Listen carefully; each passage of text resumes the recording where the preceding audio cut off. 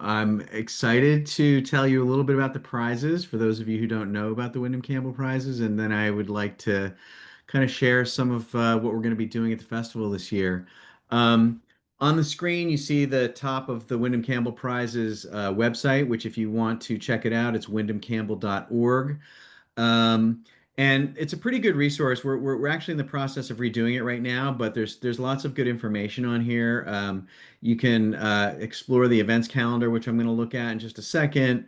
You can find out about the individual prize recipients. You can find out a little bit about the history of the prize, etc. So it's got a lot of info here that I can't share all of it with you today, but I'll get you as much as I can. So the prizes have been around since 2013, and they were created by a bequest from the estate of Donald Wyndham in the name of his lifelong partner, Sandy Campbell. And it was a very large amount of money that was given to us to support writers in their craft. And to that end, we give out 8 prizes per year, and each writer gets $175,000 of unrestricted money to support their writing. We announce the prize recipients in late March, early April every year, and then we bring them all to campus for a literary festival, which for us this year begins next week, the 16th through the 19th. So Michael asked me to tell you just a little bit about each of the prize recipients. So I'm going to bring up their faces here on the screen. Um, the categories that we give out the prizes in are poetry, fiction, nonfiction, and drama. So if you look on here, you can see their names, you can see what country people come from, etc. So in poetry this year, one of our prize recipients is Tongo Eisen-Martin, former poet laureate of San Francisco, lifelong San Franciscan, and self-proclaimed revolutionary poet. Writes a lot of really amazing poems that are published on the prestigious City Lights books in San Francisco. Um, Anthony V. Capildeo is a poet from Trinidad and Tobago who currently resides in Scotland. Really highly regarded poet, especially over in the UK, where they won the Forward Prize a few years back and have won a lot of other awards. Sigrid Nunez, who is an extremely accomplished US novelist. She's had 2 of her novels come out as films, major feature films in the last year. One of which is The Friend, starring Bill Murray and Naomi Watts. And then the other is, oh God, I can't remember the name of it. Anyway, but it was directed by Pedro Almodovar and had Tilda Swinton in it. I just can't remember the name. They changed the title of the book to the film, so I can't quite remember what either one is at the moment. But anyway, we're going to be screening The Friend at the festival. Um, Roy Williams is a British playwright who writes really astonishing plays for the stage that explore things like masculinity, sports, violence, and so on and so forth. Really dynamic and really significant playwright on from the UK stage. Patricia J. Williams is a legal scholar who's also an incredible writer. And has written within the area that we know as critical race theory, some of the seminal texts of that area of thought. And she will be coming and doing several events as well. Rana Dasgupta is a British nonfiction writer. His first book was called Capital, which came out about 10 years ago, and he's been working on his next book, which is coming out just after the festival in January, I believe, which is called After Nations. And he's somebody who takes a really kind of broad-based view of or global view of politics and capitalism and so on and so forth. Matilda Feyiṣayọ Ibini is a self-proclaimed queer bionic playwright. They're a wheelchair user, and they are also they've written a number of plays for the British stage. Probably the most famous which is called Sleepover, and they're gonna be coming over, and we've really. Been working hard to make sure that their visit is as positive as it can be here on campus by working with the accessibility office and so on and so forth. So we've got a lot of really great things planned for them while they're here. And then finally, Anne Enright, who is, very lauded and well-known Irish novelist. She's written about 8 novels, as well as other things. And Anne is coming over and doing a lot of really exciting stuff. I'm sorry to say that their bird watching event, which is one of the highlights of the festival, is already filled up, but I think there's a waiting list that you can get on. And if any of the limited spaces open up, you might still be able to get on that at the last minute. So that's just kind of a quick overview of all these people. You can see they're coming from a lot of different places, a lot of different backgrounds. They're writing all kinds of different ways. And they all, I've had the good fortune of doing podcasts with all 8 of them in the last few months, which you can view on the Windham-Campbell Prizes podcast is on all of your favorite podcast platforms, Apple, Spotify, and so forth. And with each one of them, I asked them to choose a book that they love, or a play, or a book of poems, whatever, and we spend a half hour talking about it. And so I've had got to have a lot of really rich conversations with all these people, and I'm really excited that you're going to get a chance to see them in person as well, because they're all really interesting people to talk to, as well as being amazing writers. So I'm now going to jump over to the calendar, which I hope you can see. Can everybody see that? Thumbs up? Yeah? All right. So the events kick off next Tuesday at 5 p.m. If you come to our tent on College Street, cross campus, we're going to have I think 4 food trucks. We're going to have pizza, we're going to have Greek food, we're going to have Mexican food, and we're going to have cupcakes, and it's all free. We're going to give out programs for the festival. We'll have some music playing from a DJ for about an hour and a half. So I hope everybody will kind of come out and join us. The prize recipients will be there, and it's just really a casual sort of mingle to get everybody prepped and excited for the prize festival. The following night at 5 p.m. is the kickoff proper for the festival, where we have the prize ceremony, which we are moving across the street this year to from the Yale Art Gallery to the Yale Center for British Art. We have a keynote this year by Kwame Dawes, who some of you may know was a recipient of the Windham-Campbell Prize in 2019. Kwame is a poet, novelist, essayist, just kind of an extraordinary man of letters, editor, and he is going to give the keynote address this year. Why I Write is always the topic. Last year's keynote address by Lydia Davis, which is called, I believe, Into the Weeds, will be published by Yale University Press. I believe next Tuesday it will be available.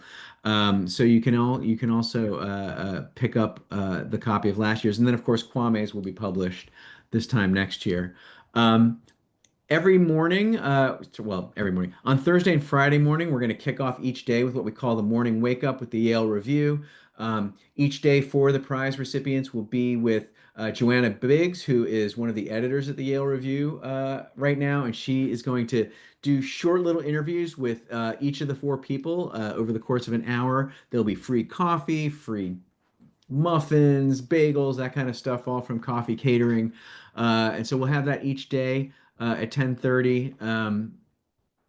And then we'll have events in the tent up until about 4 o'clock each day. And you can kind of check those out here. We have an event, Poetry, Faith, and Silence, a conversation with Anthony V. Capildeo. After Nations, a conversation with Rana Dasgupta. Sounding the Text, Patricia J. Williams, and Professor Kendall Thomas from Columbia, who's a friend of hers. They're going to put together some kind of a performance that involves Kendall singing and Pat reading, which will be very exciting. And then in the afternoons, early evenings, our events will move out of the tent to different places on campus, mainly in the Beinecke Library, on the mezzanine. The first event will involve Matilda, Feyiṣayọ, Ibini, and Tavia Nyong'o talking about Janelle Monáe's Afrofuturism. And then at 5:30, we're going to have a big event called The Art of Fiction, and that'll have Sigrid Nunez and Anne Enright talking with Merve Emre, the distinguished literary critic, about writing. Off campus at the same time at 5 o'clock, over at Possible Futures Bookstore, there's going to be a block party. And It's a party that they normally do at the end of summer to celebrate or to recognize the birthday of the Black Panther, the slain Black Panther leader Fred Hampton, and they call it the Freedom Futures Block Party.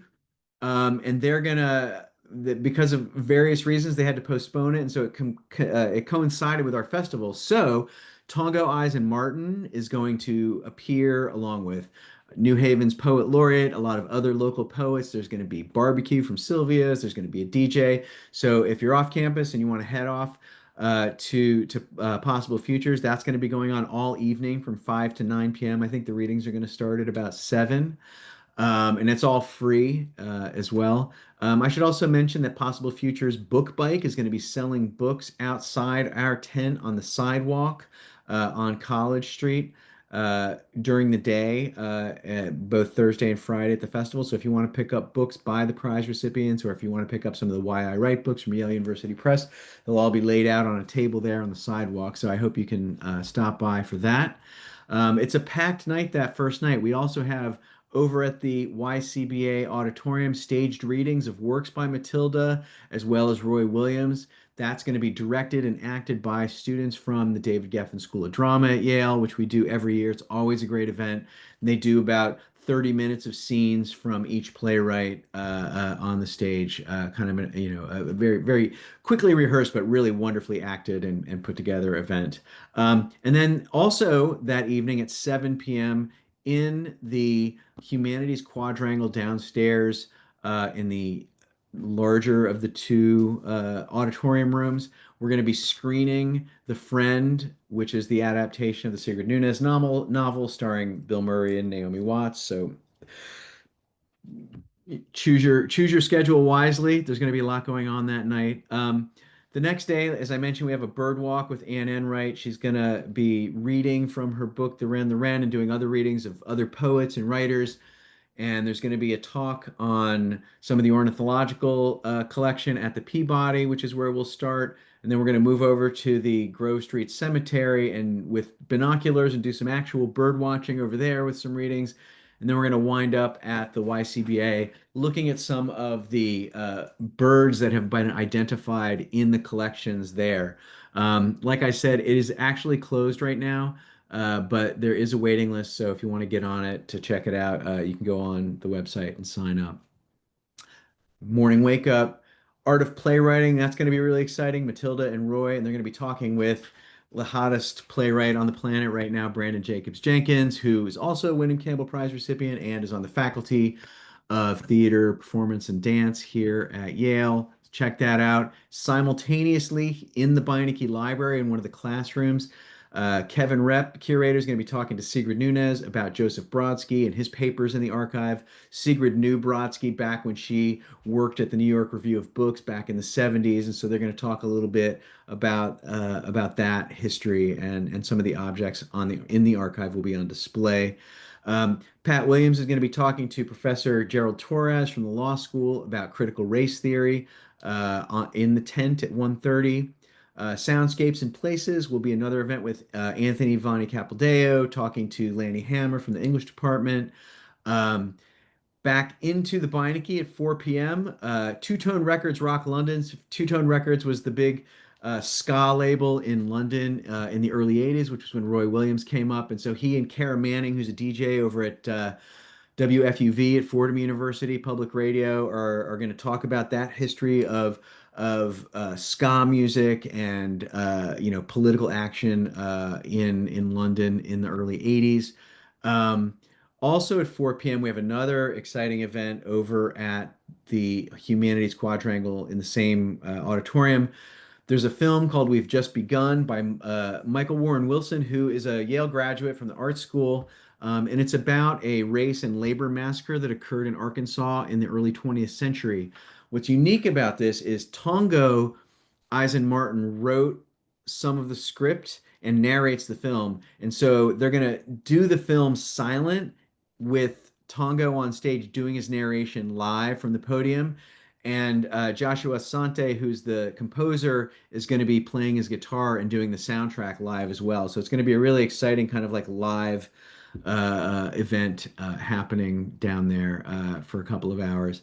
Um, The last event at the Beinecke is at 5:30 p.m. on Friday, the Global Countryside, podcasting the most important history of the or story of the 21st century. That's an event with Rana Dasgupta and his partner Mariam Aslani, who is a fellow at Yale in agrarian studies, and they're going to be they're starting a podcast on Audible that's about work that Mariam does visiting farmers and peasants throughout the world and seeing how they are being impacted by, both global warming and global capital and all the shifts and changes that are happening in technology in the 21st century. And then finally, we always finish with a reading by all 8 recipients. They're all going to do short readings. That will be back where we started at the Yale Center for British Art in the auditorium from 7 p.m. to 9 p.m. So there's a lot going on. I hope you get a chance to come out to as much as you want to. Programs will be available in the tent starting at the Food Truck Festival next week. We're going to start laying them out around campus probably like Friday and Monday. So you'll start seeing them in various places.